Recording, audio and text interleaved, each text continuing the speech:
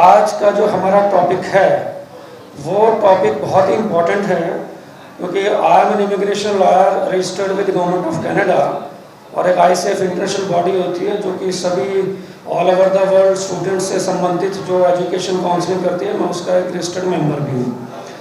तो हम सभी जानते हैं कि जैसे इंडिया में, हिंदुस्तान में कोई भी प्रोफेशन को स्टार्ट करने के लिए वहाँ की गवर्नमेंट के द्वारा या किसी भी रेगुलेटरी बॉडी के द्वारा लाइसेंस दिया जाता है। फॉर एग्जांपल, जैसे कि डॉक्टर जो प्रैक्टिस करता है, डॉक्टर को प्रैक्टिस करने के लिए MBBS एग्ज़ाम पास करने के बाद मेडिकल काउंसिल ऑफ इंडिया से उसको डिग्री मिलती है, उसके बाद ही वो प्रैक्टिस करने लायक होता है। इसी प्रकार एक वकील होता है, लॉयर होता है, तो लॉयर की डिग्री करने के बाद बार काउंसिल का मेंबर होता है, then he is eligible to start the practice. लेकिन हमारे समाज में क्या है इंडिया में कि डिस्ट्रिक्ट एडमिनिस्ट्रेशन हो या स्टेट गवर्नमेंट हो या सेंट्रल गवर्नमेंट हो, किसी के पास भी कोई भी पॉलिसी या नीति कोई इमिग्रेशन से संबंधित नहीं है। मैंने department of foreign affairs ministry और Haryana chief minister, Punjab chief ministers, all divisional commissioners, all deputy commissioners of Haryana Punjab, prime minister of India and home minister of India, मैंने यही उनको रिप्रेजेंटेशन दिया है कि भी किसी तरीके से आपके पास कोई ऐसी रेगुलेटरी बॉडी है जो ये निर्धारित कर सके कि किस व्यक्ति के पास जो है लाइसेंस है इमिग्रेशन सेवाओं को देने का। ये एक विडंबना है कि मान लीजिए कैनेडियन अथॉरिटीज़ के पास लाइसेंस लेने के पश्चात ही आदमी इमिग्रेशन प्रैक्टिस कर सकता है। अब दिक्कत ये है कि मान लीजिए as an immigration lawyer I have a licence from the government of Canada. मैं दावे के साथ कह सकता हूं कि 99% लोग 100 में से जिनके पास किसी प्रकार का ना तो लाइसेंस है, और ये विडंबना है कि मान लीजिए बच्चों को भेजना है ऑस्ट्रेलिया में और स्टूडेंट्स को भेजना है कनाडा में, तो लाइसेंस कनाडा की गवर्नमेंट देगी, ऑस्ट्रेलिया गवर्नमेंट देगी, ना कि इंडियन गवर्नमेंट देगी। हमने एक RTA लगाई कैट इमिग्रेशन की तरफ से, आपको मैंने प्रेस नोट सर्कुलेट कराया है, और मैं कहना चाहूँगा कि आप देखेंगे कि पहले इंग्लिश में है और उसके बाद हिंदी वर्जन है, और इसमें जो भी मैं आज कहूँगा वो बिल्कुल एविडेंस बेस्ड है, मेरे पास सारे प्रूफ्स हैं। और इस प्रेस नोट के नीचे यदि आप देखेंगे तो हमने एक RTA लगाई थी डिपार्टमेंट ऑफ फॉरेन अफेयर्स को। ये मिनिस्ट्री क्या कहती है? ये मिनिस्ट्री सिर्फ एक लाइसेंस देती है जो कि सिर्फ कॉन्ट्रेक्चुअल लेबर फोर्स को एम्प्लॉय करने के लिए दिया जाता है, और उसका संबंध केवल सऊदी अरब या कुवैत या अरेबियन कंट्री से संबंधित है। अब ना तो हमारे हरियाणा में, ना पंजाब में, ना तो डिप्टी कमिश्नर्स को पता है, ना डिविजनल कमिश्नर्स को पता है, ना स्टेट गवर्नमेंट को पता है, ना सेंट्रल गवर्नमेंट को पता है। ये तो वही बात होगी कि डिप्टी कमिश्नर या स्टेट एडमिनिस्ट्रेशन के पास जाकर कोई व्यक्ति कहे कि जो मुझे डॉक्टर की प्रैक्टिस करनी है, तो माफ़ कीजिए डॉक्टर की प्रैक्टिस कौन करेगा? जिसके पास मेडिकल काउंसिल का लाइसेंस हो। सो मैंने RTA मांगी। So what the department of foreign affairs ministry जो इंडिया की है, उन्होंने क्या जवाब दिया? उन्होंने स्पेसिफिकली लिखा है कि this ministry does not issue any license to the agents giving visa counseling services like study visa, immigration visa, visitor visa in the state of Haryana or any part of the country। इसका क्या मतलब है कि किसी भी सरकार का, चाहे प्रांतीय सरकार हो, चाहे फॉरेन अफेयर्स मिनिस्ट्री हो, चाहे सेंट्रल गवर्नमेंट हो, इसका कोई भी सरोकार नहीं है। ये संबंध किसका है? The visa for any foreign country is sovereign right of that respective foreign government. वो किसको वीज़ा दे, किसको ना दे। लेकिन हम बात कर रहे हैं कि वीज़ा सर्विस को देने के लिए एलिजिबिलिटी क्राइटेरिया क्या हो। सो ये क्या कह रहा है ये लेटर जो है कि the entire criterion, entire process related to the issue of licence to agents dealing with visa processing and granting is issued by the respective foreign government in the light of above information requested through RTI application is not available with this ministry। मैंने क्या मांगा था इनसे? DGP Haryana, chief minister Haryana, ACS Haryana, DGP prisons Haryana, deputy commissioners Haryana, मैंने उनसे सिर्फ एक सवाल पूछा था कि मुझे लिस्ट दी जाए जो कि लिस्ट ये बताए कि आपके पास कितने वीज़ा काउंसलिंग सेंटर्स हैं हरियाणा में और पंजाब में। और मिनिस्टर ऑफ फॉरेन अफेयर से ये मांगा कि पूरे गवर्नमेंट में आपके पास जितने भी ऑल ओवर हरियाणा कितने ऐसे लाइसेंस हैं जो कि प्रैक्टिस कर रहे हैं और जिनके पास रिस्पेक्टिव फॉरेन गवर्नमेंट के रेगुलेटरी बॉडी के द्वारा लाइसेंस है, उनके पास जवाब था कि हमारे पास ऐसा कोई नहीं है, इमिग्रेशन डिपार्टमेंट का ही केवल संबंध होता है। और इन्होंने फॉरेन अफेयर्स मिनिस्ट्री ने क्या कहा कि the ministry does not issue any licence to the agents giving visa services, ये कोई लाइसेंस इशू नहीं करती है। मिनिस्ट्री ऑफ एक्सटर्नल अफेयर्स का role is limited to the issue of license to recruitment agents as per the provisions of the only Immigration Act 1983. Immigration Act 1983 क्या कहता है कि only contractual labor force के employment के लिए हरियाणा में भी एक डिपार्टमेंट बनाया गया, ओवरसीज एम्प्लॉयमेंट ब्यूरो। आप लोग इस वेबसाइट पे जाके देखिए, उसमें केवल सऊदी अरेबिया और कुवैत से संबंधित एम्प्लॉयर्स की लिस्ट है। तो इसका मतलब क्या हुआ कि जितना भी ये visa counselling centre Haryana, Punjab, Gujarat और ऑल ओवर द इंडिया चल रहे हैं कि विदाउट एनी अथॉरिटी चल रहे हैं। और ताज्जुब की बात यह है कि कोई भी व्यक्ति चाहे 10वीं पास हो चाहे 12वीं पास हो, वो डिस्ट्रिक्ट एडमिनिस्ट्रेशन के पास जाके ये कहता है कि mister deputy commissioner I want to do the visa counselling services, give me licence. Punjab में क्या चल रहा है, मेरा ख्याल 25,000 रुपये दे के कोई भी लाइसेंस लेके अपनी प्रैक्टिस कर सकता है। अब कनाडा में क्या हुआ, जैसे फॉर एग्जांपल 700 स्टूडेंट्स को डिपोर्ट करने के लिए आया, कोई भी लॉयर होता है। अब ये काम कैसे करते हैं, मोडस ऑपरेंडी इनका क्या होता है कि जो भी वीज़ा की फाइलिंग होगी, अब वकील के पास होता है, वकील तो अपनी कंसल्टेंसी फी लेगा, वकालतनामा लेगा। जैसे कि एज एन इमिग्रेशन लॉयर एक रिप्रेजेंटेटिव फॉर्म होता है जिसको कि मैं साइन करता हूँ, it means I am responsible for the file जो कि मैं सबमिट कर रहा हूँ अपने क्लाइंट की। दिक्कत ये है, अब लॉ तो ये भी कहता है कि पेटिशनर इन पर्सन भी आर्ग्यू कर सकता है हाई कोर्ट में जाके।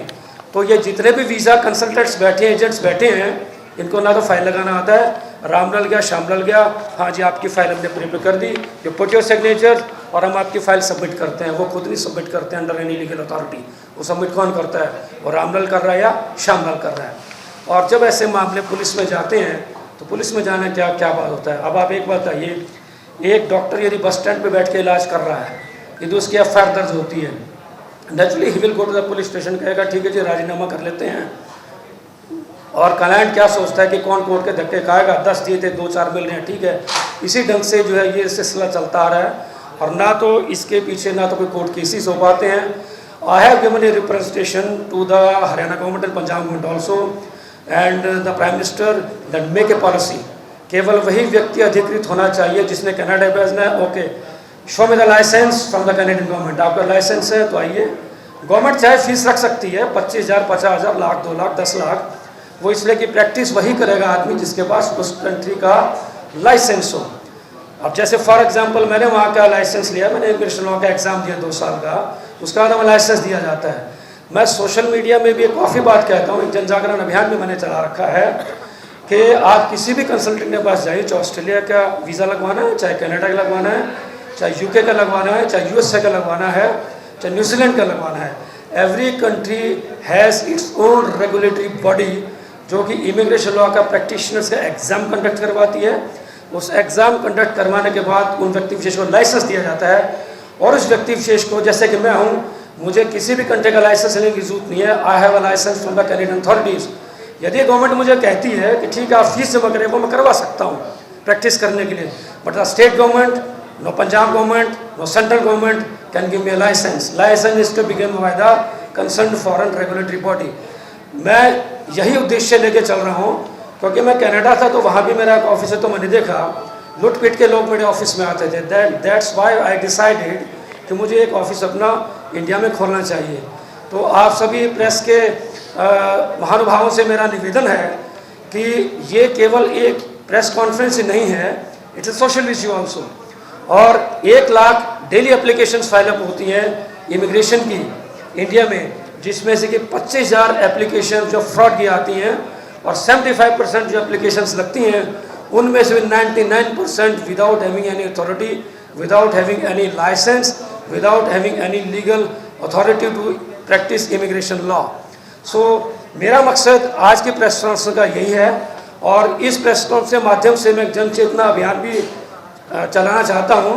And my next step will be, I have given a representation the government. यदि गवर्नमेंट ये रिप्रेजेंटेशन नहीं फॉलो करती है, then my next step will be go to the High Court and go to the Supreme Court because I have all the documentary evidence कि एक doctor को practice करने के लिए मेडिकल काउंसिल ऑफ इंडिया का licence चाहिए, एक lawyer को चाहिए बार काउंसिल इंडिया का, इसी प्रकार एक इमिग्रेशन प्रैक्टिशनर को अपनी प्रैक्टिस करने के लिए उस कंसर्न फॉरेन गवर्नमेंट के रेगुलेटरी बॉडी से लाइसेंस चाहिए। Central government state government has nothing to do with this policy to grant licence. अब बात आती है कि बिजनेस, कई लोग कहते हैं कि बिजनेस बड़ा खराब हो जाएगा, बड़ी बेरोजगारी फैल जाएगी, लोग बहुत काम कर रहे हैं, उनका क्या होगा? Here is answer. एक डॉक्टर प्रैक्टिस करता है, there are 100 chemist, the 100 chemists can only prescribe the medicines, they can't give the medical advice. So यही बात है कि बहुत से लोग हैं, मेरे कई साथी जो इंडिया आके इसीलिए प्रैक्टिस नहीं करना चाहते, तो देखते हैं कि यहाँ की गवर्नमेंट्स जो हैं किसी को लाइसेंस दे देती हैं, एडमिनिस्ट्रेशन बहुत ख़राब है। So my appeal to the Indian government, to the central government is this, that please make a policy and allow only those persons who have a licence from the concern foreign regulatory body. और आप जाके देखिएगा कि Australia, UK, USA, Canada, इनकी एक list होती है कि कौन कौन से रिप्रेजेंटेटिव्स हैं, लॉयर्स हैं जो कि इन सर्विस को दे सकते हैं। For example, I am an immigration attorney, anybody can check my name doctor Arvind Kumar Kadan by going to the Canadian government website. Australia का वीज़ा किसी को लगवाना है तो मैं लोगों से यही अपील करता हूँ कि ऑस्ट्रेलिया कि आप वेबसाइट पे जाइए, देखिए उसका नाम है तो उसको फाइल दीजिए, उसका नाम नहीं है तो उसको दूर से नमस्कार कीजिए। This is the only way to stop this kind of practice which is going on for the decades in Haryana, Punjab and in Gujarat and all the northern India specifically, क्योंकि यही एक मेजर एरिया है जहाँ से जो है इमिग्रेशन जो है बहुत लोग करना चाहते हैं। So this is the motto of my this holding of this press conference. Any question please welcome, I ready to give any answers.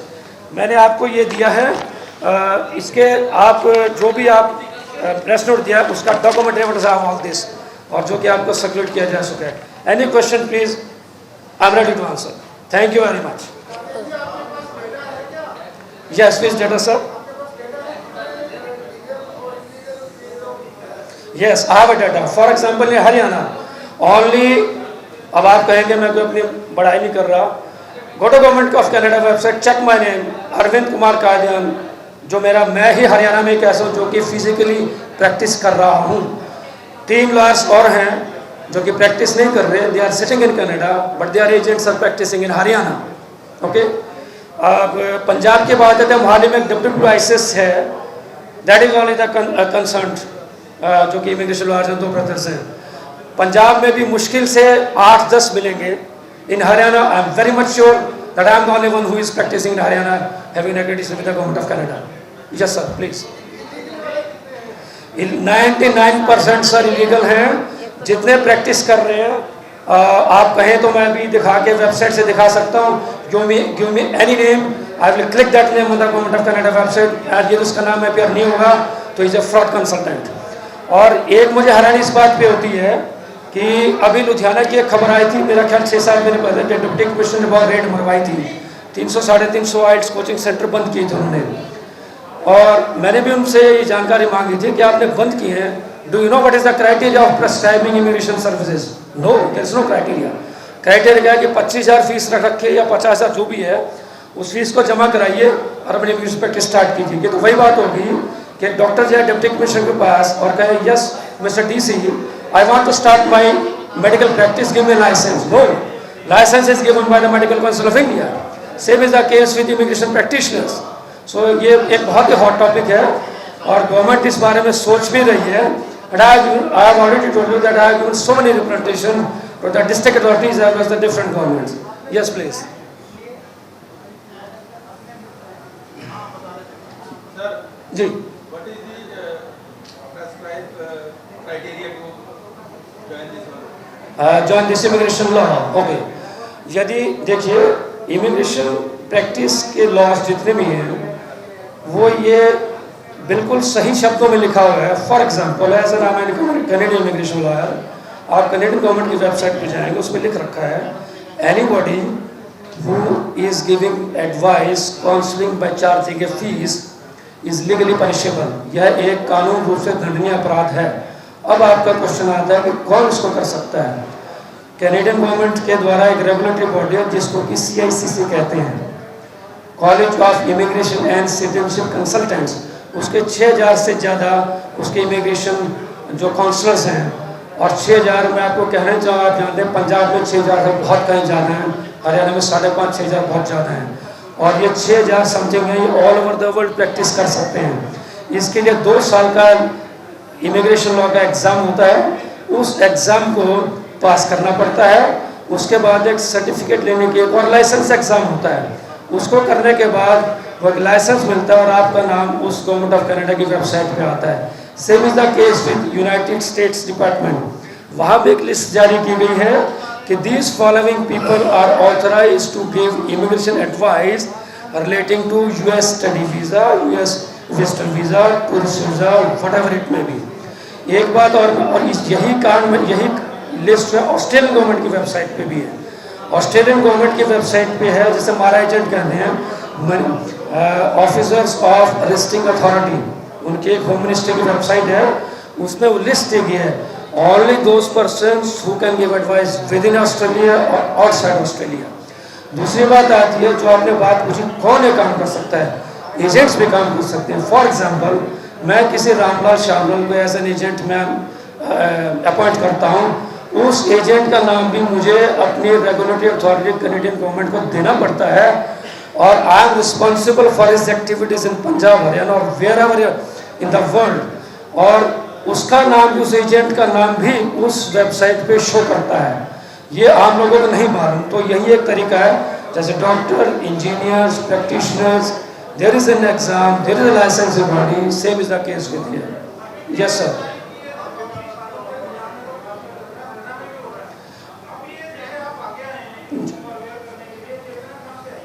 देखिए मैं बताता हूँ ये चेतना क्यों आई है। Okay, it's it okay sir?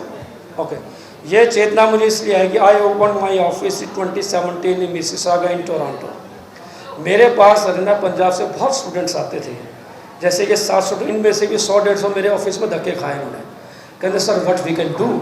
मैंने कहा where is your previous file? कहते जी फाइल तो एजेंट देता नहीं। मैंने कहा how does a doctor refuse a file of a patient? एक डॉक्टरी फाइल को एक पेशेंट रिफ्यूज़ कैसे कर सकता है? एक छोला छाप डॉक्टर तो कर सकता है, जिसे वो लाइसेंस नहीं है। अब ये लोग क्या करते हैं, दीज आवर केमिस्ट, ये सारे केमिस्ट हैं, ये क्या करते हैं, केमिस्ट मेडिसिन प्रेस्क्राइब कर सकता है, आपके लिख के नहीं दे सकता दवाई, और केमिस्ट क्या कंप्लेंट करें तो केमिस्ट के खिलाफ एक्शन क्या होगा? बिकॉज केमिस्ट का कोई रेगुलेटरी बॉडी नहीं है। डॉक्टर कभी रिफ्यूज़ नहीं करेगा पेशेंट की मेडिकल फाइल देने के लिए, क्योंकि वो किसी और डॉक्टर के पास जा सकता है। अब होता क्या है, मैंने उनकी फाइल को स्टडी किया, निकलवाया इमिग्रेशन डिपार्टमेंट से। What I noticed, maximum cases में नकली डॉक्यूमेंटेशन, नकली डिग्रीज, उस क्लाइंट को भी नहीं पता है कि मेरी फाइल में क्या लगाया गया है। फॉर एग्जांपल, मैं किसी से विजिट वीज़ा लगवाता हूँ, लोग क्या करते हैं कि पासपोर्ट दिया कि सर जी सानू विजिट वीज़ा ला के दो, सानू नहीं पता ही रहा passport. What this people do, okay, आजकल ज़माना फोटोशॉप है, कॉपी पेस्ट किया, रामलाल कंपनी फलाना फलाना एंटरप्राइज एम्प्लॉयमेंट लेटर मैच लगा दिया, 20 लाख, 25 लाख, 30 लाख, ठीक है। उसमें क्या करते हैं, ठीक है, वो सोचता है अब भाई एक प्रोबेबिलिटी है, मैथमेटिक्स का रूल है, रिवॉल्वर में 6 गोली होंगे तो 2 निशाने पे लगेंगे। Got it? 2 लाख की 20-20, 40 लाख कमाए, वो बड़ा खुश होता है आदमी कि जी मेरा फलाने ने वीज़ा लगवाता चल रहा है। यस जी जी जी जी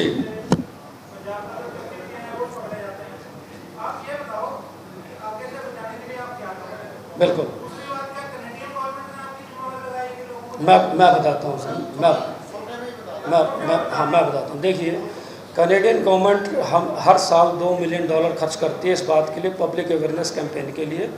आप देखते होंगे ट्रिब्यून में भी और दैनिक भास्कर न्यूज़पेपर्स में, अब वो कनेडियन गवर्नमेंट की तरफ से भी पैम्फलेट्स छपते हैं कि use the services of only Canadian government authorise consultants, वो छपते हैं। ये काम इंडियन गवर्नमेंट का उसके साथ साथ इसलिए भी आता है, जुरिस्डिक्शन कनेडियन गवर्नमेंट की बनती है, वो जुरिस्डिक्शन वहाँ की बनती है। कनेडियन गवर्नमेंट लोगों को जागरूक कर सकती है। मैं जागरूकता अभियान क्यों चला रहा हूँ, मेरी प्रेजेंटेशन सरकार को इसीलिए मैंने दी, इसलिए RTIs मांगी है कि mister chief minister, mister prime minister, mister excellent minister, what are you doing, कि आपके पास कोई licence body, what is the criteria to give these people to practise in Haryana और Punjab elsewhere in India, they have no answer. तो अगला मेरा step यही है जो आप करना चाह रहे हो। I have an representation as per law, I am given 2 months time as per law, क्योंकि आई फॉरवर्ड द रिप्रेजेंटेशन को मैंने कर दी।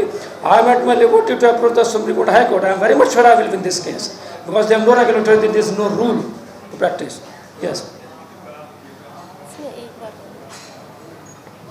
इसमें एक बात मैं कहना चाहूँगी आपको कि ये सिर्फ इसलिए भी मुहिम छेड़ी जा रही है क्योंकि जो बच्चे 45 लाख दे के 50 लाख दे के पेरेंट्स अपनी प्रॉपर्टी को यहाँ से सेल कर रहे हैं, बच्चों को वहाँ भेज रहे हैं, डम्मी वीज़ा लग रहे हैं। अभी हमारे पास फेक पेपर्स भी आए हैं, कई सहारनपुर से भी आए हैं, लुधियाना से आए हैं। तो उन चीज़ों को रोकने के लिए इतना पैसा नहीं लगता इस चीज़ में, वीज़ा लगाने में या कहीं भेजने में। जो फीस है एक वहाँ की वो लगेगी, आपके एक्सपेंसेस लगेंगे, आपके टिकट लगेगी, वहाँ रहने का लगेगा, वो चीज़ें हैं। लेकिन जो ये एक्स्ट्रा फालतू लेते हैं वो नहीं लगता। एक अपनी फ़ीस एक डॉक्टर की जैसे 500 रुपये है, किसी की 300 है, किसी की 1000 है, इससे ज़्यादा नहीं मिलेगी आपको कहीं भी। तो एक तरीके से काम हो सिर्फ उस चीज़ के लिए, और इसमें आप लोगों का सहयोग भी हम चाहते हैं कि आप लोग भी इस चीज़ को थोड़ा सा लोगों को अवेयर करें। सबसे बड़ी बात ये है कि लोग ऐसे ही किसी के उसमें ना फंसें, पहले देखें कि लाइसेंस प्रॉपर है या नहीं है, और अपना सोच समझ के बुद्धि से वो काम करें और पेरेंट्स के पैसे को ऐसे ही जाया ना करें। Thank you. सर, आप बात कर रहे थे कि ऐसा एग्जाम कंडक्ट हो तो पास करें उसी को डिग्री जी या उसी को लाइसेंस, बिल्कुल तरीका है। एलिजिबिलिटी क्या रहेगी? देखिए सर, एलिजिबिलिटी उसकी क्या रहेगी? मैं बताता हूँ एलिजिबिलिटी उसके लिए क्या होती है। फॉर एग्जाम्पल जैसे मैं करेंट कॉन्टेक्स्ट बताता हूँ, कोई भी व्यक्ति विशेष यहाँ ऑल ओवर द वर्ल्ड कहीं भी प्रैक्टिस करना चाहता है, उसके क्राइटेरिया है ऑनलाइन अपना एजुकेशन लो, लाइसेंस एग्ज़ाम पास करो कैनेडियन गवर्नमेंट का, सर्टिफाइड एग्ज़ाम दीजिए, सारा ऑनलाइन है, उसका लाइसेंस लीजिए। वो लाइसेंस कैनेडियन गवर्नमेंट का आपको all over the world practice करने की इजाज़त देता है। द गवर्नमेंट ऑफ इंडिया और state government are nothing to do. Governments को सिर्फ यही इंश्योर करना है इजाज़त उसको मिले जिसके पास लाइसेंस है, अदरवाइज एंटी बैन। सर मेरा सवाल है, क्वालिफिकेशन क्या रहनी चाहिए? ओनली 12th क्लास होती है सर। मैट्रिक के बाद कोई भी कर सकता है? No, only grade 12, only grade 12 Canadian context में 2 साल का इमिग्रेशन लॉ का एग्ज़ाम होता है, और वहाँ एक क्वींस यूनिवर्सिटी है, वो यूनिवर्सिटी इस एग्ज़ाम को कंडक्ट करवाती है। 2 साल का कोर्स होता है with 2 months internship. After that take the certificate, take a licence, उसके बाद प्रैक्टिस कर सकता है। और यही criteria almost USA, Australia, UK के साथ है।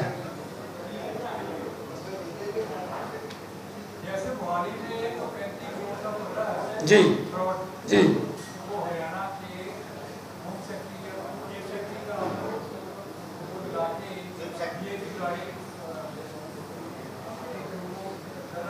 जी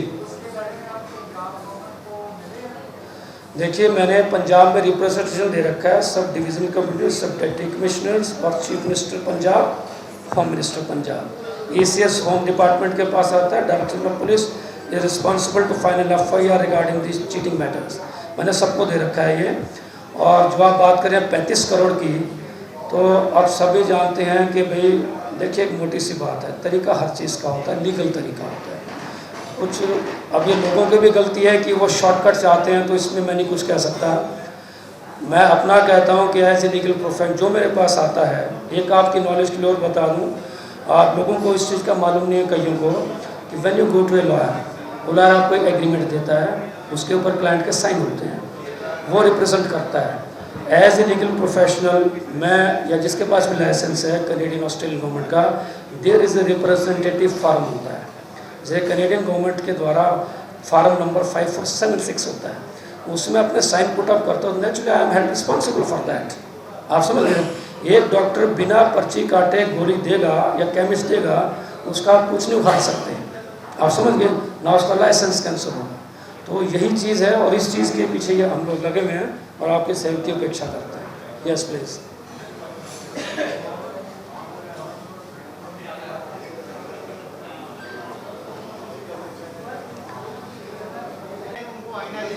जी जी जी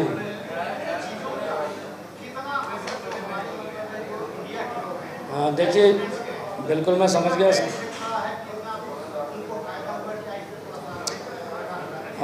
देखिए टॉपिक तो ये था आज का, लेकिन चलो मैं थोड़ा सा प्रकाश डाल देता हूँ इस पर। अब जैसे डोंकी वीज़ा एक टर्म होती है। अब डोंकी कैसे गधा टपा दिया बॉर्डर पे, तो नाम वहीं से चला है, विदाउट एनी डॉक्यूमेंटेशन। अब ये हमारा ही सिस्टम ऐसा है कि हम में से कुछ लोग इस तरह का बॉर्डर क्रॉसिंग करते हैं, और ये कैनेडियन यूएसए गवर्नमेंट्स हैं, ये सिग्नेटरीज हैं ह्यूमन राइट्स कन्वेंशन की। और वो कन्वेंशन ये कहता है कि आपकी शरण में कोई आया है, उसको आपको शरण देनी है। तो एज ए सोशल कॉज देखा जाए, एज ए ह्यूमन राइट देखा जाए, तो कैनेडियन गवर्नमेंट और यूएसए गवर्नमेंट ये गलत नहीं है। कोई मेरे दरवाजे पे आएगा कि जी मुझे खतरा है, कोई सोशल रीजंस हो सकते हैं, कास्ट सिस्टम्स हो सकते हैं, क्रिमिनल जो है रीजंस हो सकते हैं। अब जैसे गांव में झगड़ा होता है, जान का खतरा हो रहा है, तो ऐसे लोग चले जाते हैं।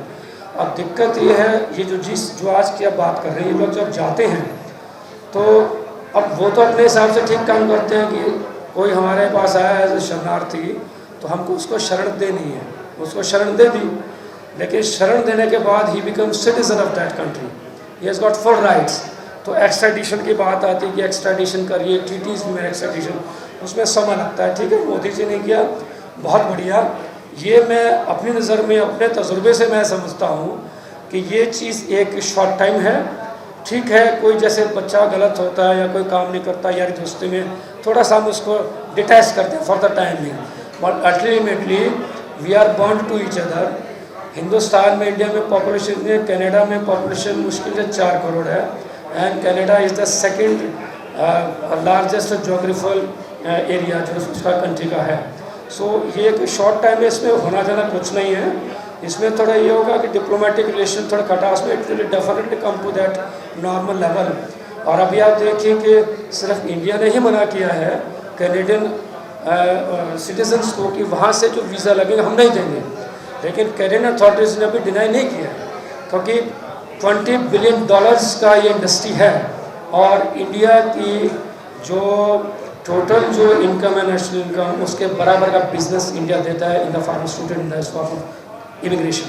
सो 20% of revenue comes from this industry. तो मुझे नहीं लगता कि कैनेडियन गवर्नमेंट के चांस लेगी।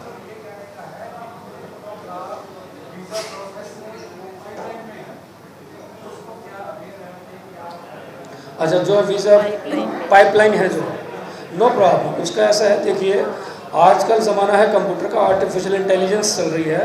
मैं भी जितनी एप्लीकेशन लगाता हूँ अपने इमिग्रेशन पोर्टल से, वो ज़रूरी नहीं है कि 100 की 100 जो है ह्यूमन एलिमेंट के पास से हैं। आजकल सारा आर्टिफिशियल इंटेलिजेंस के थ्रू ओके होती हैं एप्लीकेशंस। तो ऐसा कुछ नहीं है, वीज़ाज हम भी फाइल कर रहे हैं, they are coming in routines 20 days 25 days।